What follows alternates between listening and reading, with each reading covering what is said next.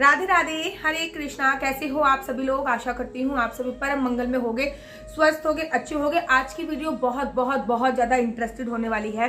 तो आप लोगों को पता है कि मैं अपनी प्रेगनेंसी जर्नी आप लोगों के साथ शेयर कर रही हूँ कि कैसे कैसे क्या क्या हुआ था।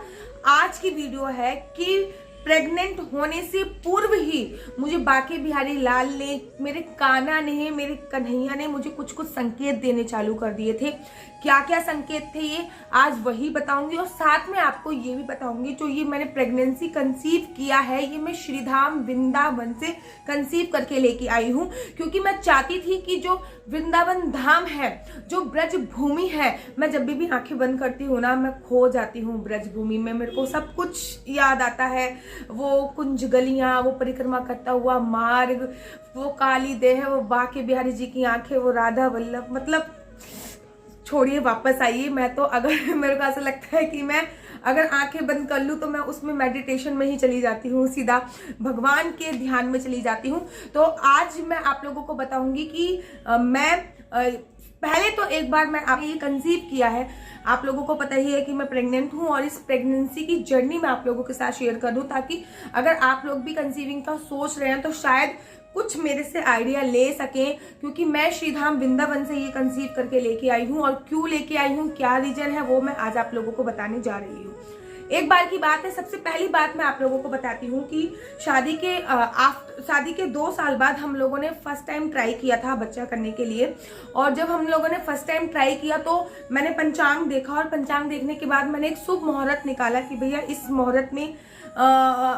मुहूर्त में अगर हम कंसीव करते हैं तो बहुत अच्छा मुहूर्त है ये, और इस मुहूर्त में कंसीव करने वाला बच्चा बहुत ही ज्यादा सर्वोत्तम माना जाता है, सर्वोत्तम और अच्छा माना जाएगा। ठीक है, क्योंकि गर्भधारण संस्कार में भी ये भी एक संस्कार ही होता है। गर्भधारण के 16 संस्कार होते हैं, और पंचांग को देखकर ही अगर आप गर्भ धारण करें तो सर्वोत्तम संतान की उत्पत्ति आपको हो सकती है।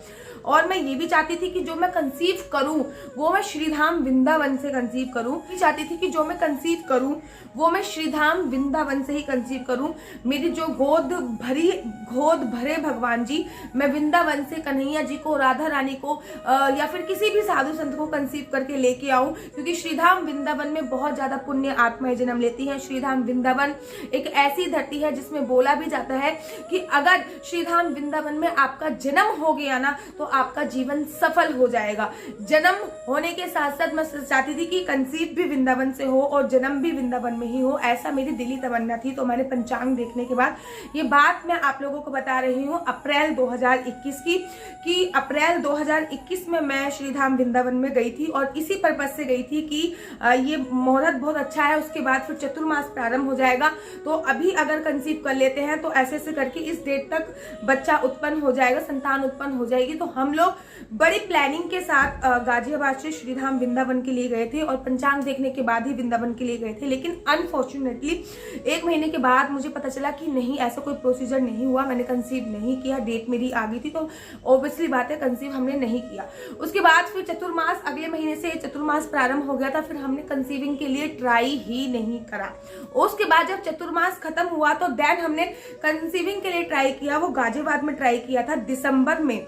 चतुर्मास खत्म होने के बाद फिर हमने गाजियाबाद में दिसंबर में कंसीविंग के लिए ट्राई किया था, और मैंने कंसीव भी बहुत इजीली कर लिया था। और जब मैंने कंसीव करा तो मेरे दिल में एक ये संशय सी रह गई थी कि मैं वृंदावन से कंसीव करना चाहती थी, लेकिन वृंदावन से कंसीव नहीं हुआ, गाजियाबाद से कंसीव हो गया। तो मैंने ये सोचा चलो कोई नहीं, अगर वृंदावन से कंसीव नहीं हुआ है, गाजियाबाद से कंसीव हो गया, लेकिन मैं संतान उत्पन्न वृंदावन से ही करूंगी। और मैंने वृंदावन में हॉस्पिटल फाइंड आउट करने प्रारंभ कर दिए थे। और इस न्यूज को सुनाने से पहले, मैं अपने माता पिता को सुनाने से पहले बाके बिहारी लाल को और राधा रानी का आशीर्वाद लेना चाहती थी।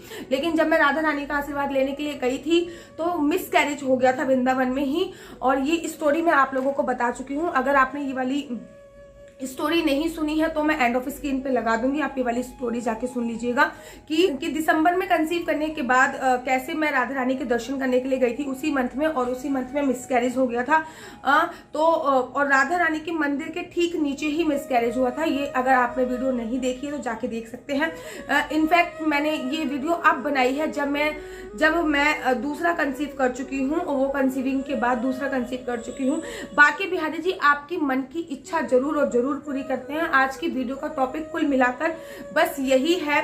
मिसकैरेज हुआ, मुझे बड़ा दुख हुआ, मैं कहा चलो कोई नहीं, लेकिन मैंने ये वाली बात ना तो अपने इन लॉज को बताई, ना अपने पेरेंट्स के घर पे बताई और ना पूरे यूट्यूब की फैमिली पे किसी को बताई, क्योंकि मैं नहीं चाहती थी कि किसी भी प्रकार से कोई भी मिसअंडरस्टैंडिंग भगवान को लेकर उत्पन्न हो। मेरी परम आस्था है और मैं चाहती हूँ सबकी ही परम आस्था बनी रहे, इसलिए मैंने ये वाली बात किसी को नहीं बताई थी। और बाद में मुझे पता चला था कि वो केमिकल प्रेगनेंसी है। अगर आपको नहीं पता केमिकल प्रेगनेंसी क्या होती है तो मैं एक बार दोबारा से बता देती हूँ। केमिकल प्रेगनेंसी वो होती है जिसमें बच्चे के ऑटोमेटिकली हैंडीकैप होता है पेट में, और जब वो ज्यादा हैंडीकैप होता है तो ये प्रकृति का नेचर होता है, वो अपने आप ही अडॉप्ट हो जाता है, अपने आप ही निकल जाता है। That is called chemical pregnancy, ठीक है।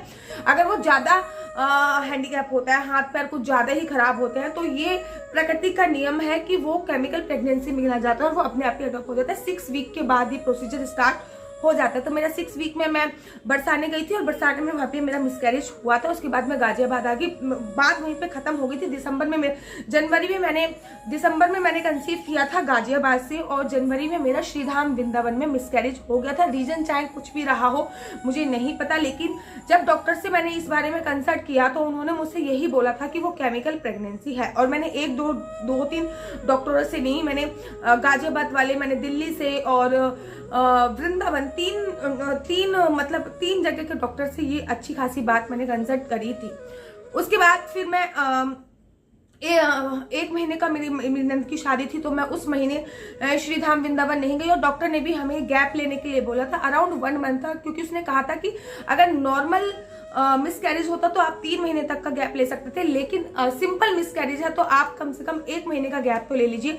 लेकिन मैंने फिर भी 2 महीने का गैप लिया और मेरे मन में ये प्रबल इच्छा थी कि मैं होली खेलने इस बार वृंदावन जाऊं, और मैं होली खेलने के लिए श्रीधाम वृंदावन गई मार्च में, और पूरे 45 दिन तक मैं श्रीधाम वृंदावन में रही। मतलब श्रीधाम वृंदावन में मेरा एक छोटा सा घर है, तो पूरे 45 दिन तक मैं श्रीधाम वृंदावन में ही रही थी। मेरे हस्बैंड जॉब के चक्कर में आते थे जाते थे, आना जाना मेरे हस्बैंड का लगा रहता था। तो उस टाइम पे होली चल रही थी। ऑब्वियसली बात है, पंचांग देखा था हमने, कंसीव करने का कोई टाइम नहीं था, क्योंकि होलाअष्टक लगी होती है। होली से पहले भी होलाअष्टक लग जाती है और होली की 8 दिन बाद तक भी होलाअष्टक ही लगी रहती है।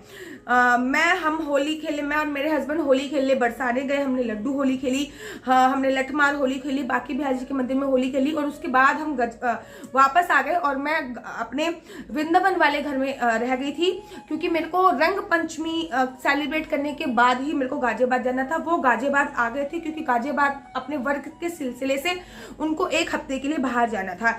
1 हफ्ते बाद जब वो श्रीधाम वृंदावन आए मुझे लेने के लिए, तब होलाअष्टक खत्म हो चुकी थी और रंग पंचमी आने वाली थी। और बहुत अच्छा उसे क्या कहते हैं, मुहूर्त भी बहुत अच्छा था। जब मैंने पंचांग देखा, कंसीविंग के लिए बहुत भी अच्छा मुहूर्त था, क्योंकि रंग पंचमी के तुरंत बाद तो नवरात्र प्रारंभ हो जाते और उस टाइम पे हम कंसीव करने के मूड में नहीं थे नवरात्रों में।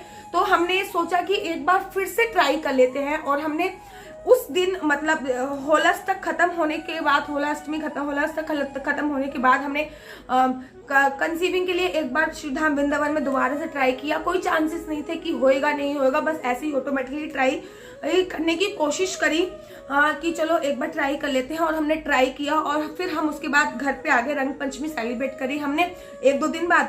और फिर रंग पंचमी सेलिब्रेट करने के बाद हम लोग घर पर गाजियाबाद घर पे आ गए और नवरात्रों की बहुत धूमधाम से तैयारी करने लगे। इस बीच में हमें कुछ भी नहीं पता था कि कंसीव हो गया है कि नहीं हुआ, इसके बारे में हमें बिल्कुल भी नॉलेज नहीं थी। हमने नवरात्रियों के व्रत रखे और दोनों हस्बैंड वाइफ ने नवरात्रि के व्रत रखे थे और पूरे 9 दिन तक व्रत रखे थे। अखंड ज्योत भी प्रज्वलित करी थी हम लोगों ने। और 9 दिन के व्रत रखने के तत्पश्चात मेरा 9 दिन के व्रत के बाद ठीक एक दिन 9 दिन के व्रत के बाद मेरा, जब हमने अष्टमी वाले दिन व्रत को खोला था, मतलब माता रानी का प्रसाद खाया था, क्योंकि मेरा प्रोग्राम था, नहीं तो हम 9वीं तक ये सारा कार्यक्रम करते, क्योंकि मेरा कार्यक्रम था 9वीं वाले दिन, हमें अष्टमी वाली रात को ही निकलना था राजस्थान। तो जब हमने प्रसाद खाया तो बहुत ज्यादा गैस सी और वॉमिट सी फील हुई। तो मैंने उनसे बोला, मैंने कहा ऐसी वॉमिट फील हुई है जैसे कि कंसीव किया हो। तो उन्होंने कहा पागल हो क्या, कुछ हुआ भी है जो कंसीव ही होगा। वट एवर हम लोगों ने इग्नोर मार दिया कि हम लोगों ने इग्नोर मार दिया, क्योंकि उस टाइम पे टाइम भी नहीं था। उसके बाद वहां से आने के बाद राजस्थान में प्रोग्राम करने चली गई मैं, और राजस्थान में प्रोग्राम करने आने के बाद उसके भी 10 दिन बाद जब मैंने एक बार नेचुरली चेक किया, मैंने कहा प्रोग्राम लेने से पहले, क्योंकि जो भी प्रोग्राम मैनेज करता है, मध्य प्रदेश से कोई प्रोग्राम आया हुआ था, तो जो भी प्रोग्राम मैनेज करते हैं वो एक भाई हैं, उन्होंने मुझे फ़ोन किया, दीदी प्रोग्राम आया हुआ है। तो मैंने उनसे कहा कि थोड़ी देर तक वेट कीजिए, मैं बताती हूँ। मैं मेडिकल स्टोर पे गई, मैं किट लेके आई और किट में नेगेटिव आया। जब मैं वो आपको पता ही है कि कैसे मैंने अपने हस्बैंड को बताया था, किट में नेगेटिव रिजल्ट आया था और मैं कूड़े में डस्टबिन में वो किट फेंक दी थी। शाम को जब सब्जी छील रही थी तो सब्जी छीलने के बाद वो आलू के जो छिलके होते हैं वो मैं डस्टबिन में फेंकने के लिए गई तो वो किट में पॉजिटिव आ रखा था। फिर मैंने बीटा HCG का टेस्ट कराया तो कंफर्म हो गया कि हाँ मैं प्रेग्नेंट हूँ। और अब हमें ये समझ में नहीं आ रहा था कि ना चाहते हुए भी, ना चाहते का इन द सेंस ये है कि नवरात्र चल रहे थे, उसमें तो ऑब्वियसली बात है कि ऐसा कुछ नहीं हुआ होगा। और उससे पहले की भी बात अगर हम सोचे, उससे पहले की बात होला अष्टक चल रही थी, उसमें कुछ नहीं था। होला अष्टक खत्म होने के तत्पश्चात रंग पंचमी तक 2-3 दिन का जो टाइम होता है वो हम लोग साथ में थे, उसमें भी एक ही रात हम लोग साथ में थे और वो श्रीधाम वृंदावन में थी वो वाली रात। तो मेरा कहने का तात्पर्य ये है कि ये जो बीज डला था वो श्रीधाम वृंदावन से ही डला था और भगवान अपने भक्त की मनोकामना अवश्य पूरी करते हैं। मेरी मनोकामना भी पूरी करी, क्योंकि मैं एक बार कंसीव करने के लिए वृंदावन गई थी, उस टाइम पे कंसीव नहीं हुआ था। दोबारा जब मैंने कंसीव किया करने के लिए गई थी, उस टाइम पे कंसीव नहीं हुआ था। जब कंसीव हुआ मेरे को तब वो गाजियाबाद से कंसीव हुआ था, वो मिसकैरेज हो गया था। और दूसरी बार जब मेरे को कंसीव हुआ तो भगवान ने मेरे दिल की मुराद पूरी करी थी और वो श्रीधाम वृंदावन में ही कंसीव हुआ था। इसलिए मैं कहती हूँ कि जो वो करता है, क्योंकि उसने फ्यूचर देखा है, हम लोगों ने फ्यूचर नहीं देखा है, जो वो करता है वो सर्वोत्तम ही करता है, उसके आगे कभी किसी की नहीं चली है। अपना मत्था उसके दरवाजे पर टेक दो, क्या पता कि कब वो आपकी झोली भर दे, आपको कुछ पता ही नहीं चलेगा। मतलब सोचिए कि हम लोग पूरा पंचांग देखने के बाद अप्रैल में गए, 2-3 दिन तक वहां पे रहे, पूरे पंचांग के हिसाब से हम लोगों ने काम किया, लेकिन प्रोसीजर नहीं हुआ। फिर दिसंबर में अचानक से प्रोसीजर हो गया और फिर वो मिसकैरेज हो गया। फिर मार्च में जब हम होला अष्टक खत्म हो गई, एक दिन के लिए वृंदावन में एक रात के लिए जब बची थी, वैसे तो पूरे महीने थे हम लोग, लेकिन एक रात के लिए पंचांग के अनुसार जब हमने देखा तो उस रात में अचानक से कंसीव हो जाना, तो ये साक्षात बांके बिहारी जी की कृपा है। उनके बिना तो एक पत्ता भी नहीं हिल सकता है। और मैं आप लोगों को एक चीज और इस बात में क्लियर कर दूं कि अब आप लोग सोचोगे कि आप वृंदावन ये सब करने जाती हो या फिर, तो मैं ये परम इच्छा है कि वृंदावन जो है, ब्रजभूमि जो है, कन्हैया जी का कीड़ा स्थल रहा है, कन्हैया जी वहां पे बड़े हुए हैं। वृंदावन में अनेक साधु संतों ने, लताओं ने, पताओं ने ना जाने कितने सालों तक तपस्या करी है, तब उनको वृंदावन में वास मिला है। लोग कहते हैं कि वृंदावन की रज का मरम न जाने कोई और डाल डाल पे पात पात पर राधे राधे होई। तो मैं चाहती थी कि मेरे गर्भ में कोई एक दिव्य आत्मा आए जो कि मैं श्रीधाम वृंदावन से ही कंसीव करके लेके आऊं, और बांके बिहारी जी ने ये मेरी मुराद पूरी करी, मुझे पूरी करी। मैंने कहा ना कि अपने भक्त की वो जरूर सुनता है। और अगर बहुत सारे लोगों के मेरे पास मैसेज आते हैं कि दीदी ये अगर आपको जानना है कि आप कंसीव करने की सोच रहे हो तो कब कंसीव करना चाहिए, कब नहीं कंसीव करना चाहिए, इसका भी पूरा एक साइंस है, इसका भी पूरी एक ज्योतिष विद्या है, इसका पूरा भी एक पंचांग है। नेक्स्ट वीडियो में मैं डेफिनेटली आप लोगों के साथ शेयर करूंगी कि जब मैं कंसीव के लिए कंसीव हुआ भी नहीं था, उससे पहले बांके बिहारी जी ने मुझे सिम्टम्स देने चालू कर दिए थे। सिम्टम्स अर्थात मेरे साथ बांके बिहारी जी के मंदिर में एक चमत्कार हुआ था, उसके बाद एक घर पे आके एक चमत्कार हुआ था और गाजियाबाद आने के बाद भी 1-2 चमत्कार हुए थे। अर्थात बांके बिहारी जी ने मुझे बताना प्रारंभ कर दिया था कि इस टाइम पे आपने कंसीव कर रखा है। वो कौन कौन से चमत्कार थे वो मैं आपको नेक्स्ट वीडियो में बताऊंगी, क्योंकि वीडियो बहुत बहुत बहुत ज्यादा लंबी हो जाएगी। और कैसी लगती है आपको मेरी वीडियो? अगर आपको मेरी वीडियो अच्छी लगती है तो आप अपना YouTube channel Mr and Mrs Chauhan को लाइक शेयर सब्सक्राइब करना बिल्कुल भी मत भूलिए। तब तक के लिए मुझे दीजिए इजाजत। राधे राधे, हरे कृष्णा, हरि बोल।